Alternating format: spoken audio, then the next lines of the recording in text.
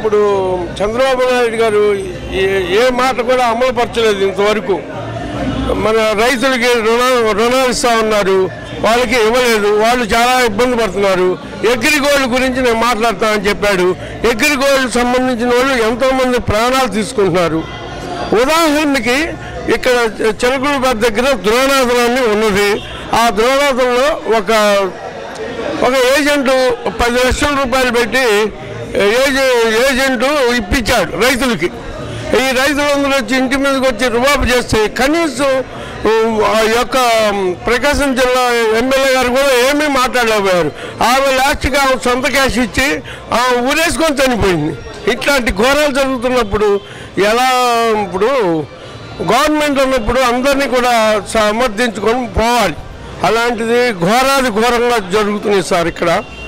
మరి గుంటూరు జిల్లా చిలకలూరుపేటలో అక్కడ లేదు సార్. చిన్న వ్యాపారస్తులు ఉన్నారు.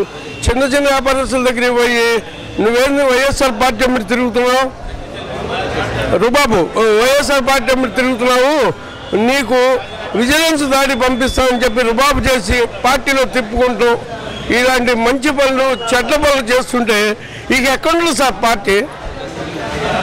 అందుకని అట్లా నీచమైన పనులకు ఎప్పుడు కూడా వైఎస్ఆర్ పార్టీ ఉండదు. వాళ్ళ నాన్నగారి బాటలోనే జగన్ గారు నడుస్తారని మా ఉద్దేశం. జగన్ మటుకు నెంబర్ 1 రాష్ట్రంలో, చెప్పింది చేస్తాడు. సరే జగన్ వస్తే మరి 45 సంవత్సరాలకి వృద్ధాప్య ఇస్తా ఉంటున్నారు. మరి ఈయన 65 సంవత్సరాలకు కూడా వృద్ధాప్య లేదు. వృద్ధులకి అసలు ఇవ్వట్లేదు. ఇదిగో అంటారు, మున్సిపాలిటీ గారికి రమ్మంటారు. మున్సిపాలిటీ గారికి వస్తేనూ ఇవ్వరు. పోతే ఇళ్ళమ్మడి వచ్చి మీకు లోన్ ఇస్తాము, మీ ఇంటికి లోన్ పెట్టుకోండి, మీ చిన్న వ్యాపారస్తులు అందరూ పెట్టుకోండి అని చెప్పి ఇళ్ళమ్మడి తిరిగి చెబుతారు. అక్కడే పోతే ఒక్కళ్ళు కూడా పలకరు. ఇక్కడ మాయమాటలు చేయటమా, అక్కడికి వస్తాను పలకపోవటమా? ఇదండి పార్టీ అనుకూలత. సరే అదండి, అంతే. జగన్ వస్తే మంచి జరుగుద్ది, కోరికలు నెరవేరుతాయి.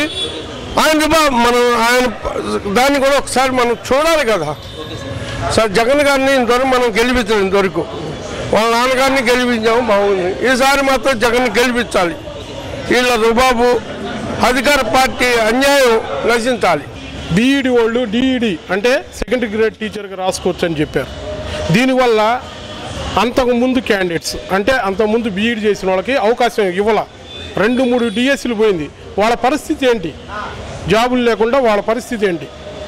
2 సార్లు ఇవ్వండి. ఇప్పుడు సుప్రీంకోర్టు తీర్పు అంటున్నారు, ఎన్సీఆర్టీ వాళ్ళు తీర్పు అంటున్నారు.